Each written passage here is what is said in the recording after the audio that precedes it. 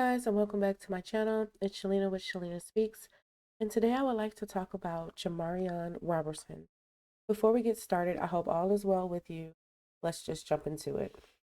So I'm going to go over this article with you, and then I'm going to share a video with you, and then I'm going to kind of share my thoughts on this tragic case. Like, it was just horrible. It's a horrible case. So justice for Jamarion Robinson. All right. So the tragic death of Jamarion Robinson took place on August 5th, 2016, in East Point, Georgia, and it still remains a very controversial case. It highlights issues of the police accountability and handling of individuals with mental health challenges.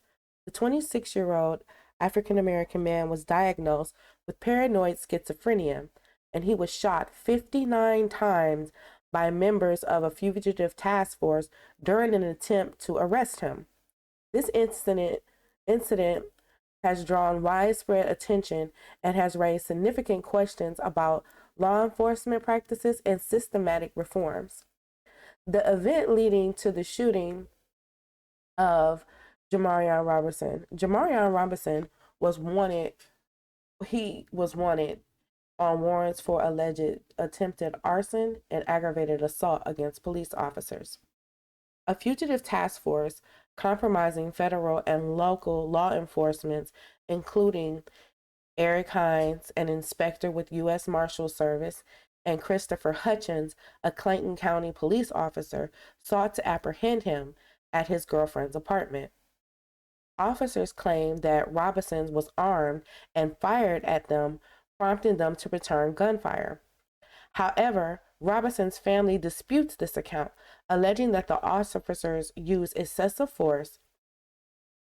Robinson's mother, Monteria Robinson, has been a vocal advocate for justice, asserting that her son's death was a result of misconduct and systematic failures.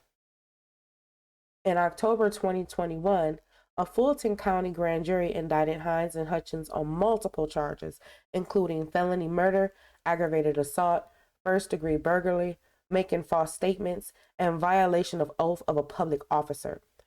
Both officers pleaded not guilty and were released on bond. The case was later moved to federal court, where Hines and Hutchins sought immunity, arguing that they were acting within the scope of their federal duties. Legal proceedings remain ongoing as of December 2024. Georgia prosecutors have sought additional charges against the officers, reflecting the complexity and the gravity of the case. The shooting of Jamarion Robinson has sparked widespread outrage and demands for accountability. Critics have highlighted excessive use of force and lack of body camera footage as key concerns. At the time of the incident, federal policies did not require or permit the use of body cameras by U.S. Marshal or assisting officers, leaving significant gaps in the record of what transpired. The case has also ignited debates of law enforcement approach to individuals with mental health conditions. Advocates have called for increased training of officers to de-escalate situations involving vulnerable individuals, as well as systematic reforms to prevent similar tragedies. Jamarion Robinson's family continues to fight for justice and accountability. Monteria Robinson has led efforts to ensure that her son's death is not forgotten, organized rallies, and is working hard with advocacy groups to push for systematic changes within law enforcement. The family maintains that the actions of the Hines and the Hutchins were unjustified and that Jamarion's death could have been avoided. In the case of Jamarion Robinson, underscores an urgent need to reform how law enforcement interacts with individuals experiencing a mental health crisis. It also highlights broader issues of the police accountability, transparency, and use of force. As legal proceedings continue, this case serves as a stark reminder of the ongoing challenges balancing public safety with the protection of individual rights. So how are you guys feeling about this case? How are you guys feeling about this story?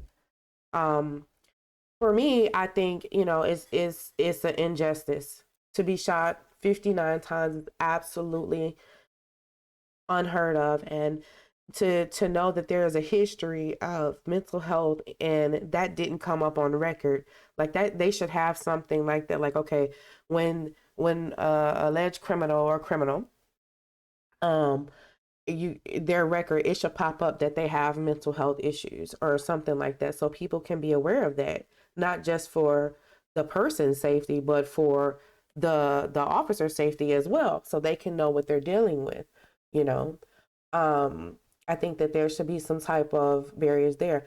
The lack of cameras, like I could not believe that there were no cameras um available to be on the officers. I feel like in any situation where there's some type of law enforcement, there should be some type of recording going on, whether that be video or audio.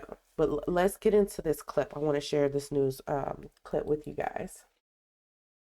Now at 5:30, a Georgia mother demanding justice for her son's death. Jamarion Robinson, diagnosed with schizophrenia, was shot nearly 60 times, 60.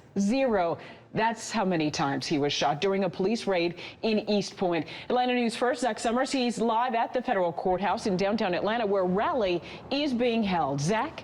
And mind you, if you look at other news reports, or because it's not many, but if you look at other news reports or articles, you will hear them even bring up the fact that there was no body cams on the officers, and they'll bring up why. You know, at the time they were going through some things and they just didn't have them. Yeah, demonstrators still making their way to the federal courthouse. This rally happening as an immunity hearing for the two officers charged continues. Jamarion Robinson's mother says it would be an injustice if this case is dismissed.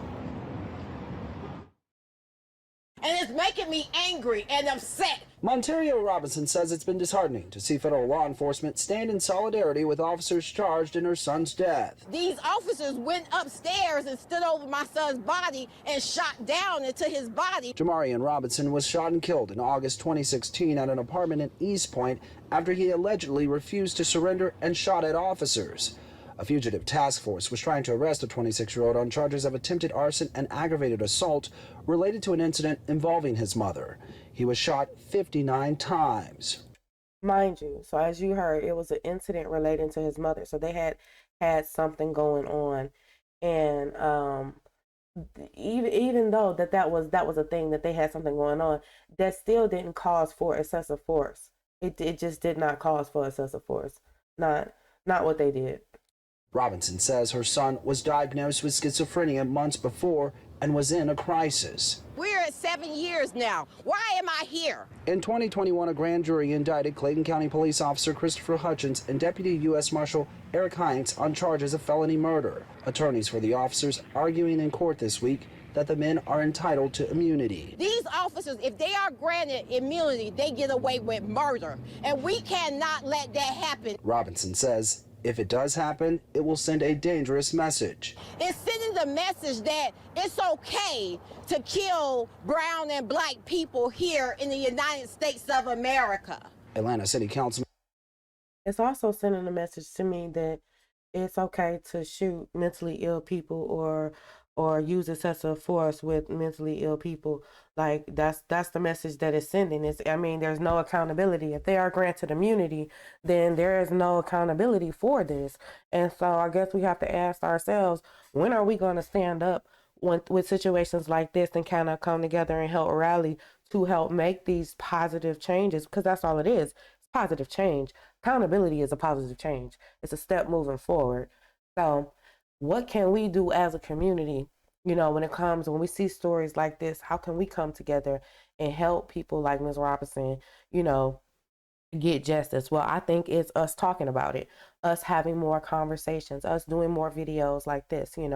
If you are a content creator and you're watching my video for the very first time, I would hope that you would be inspired by this video to go out and support a cause. You know what I mean? It doesn't matter what it is, as long as it's a cause and it's helping people.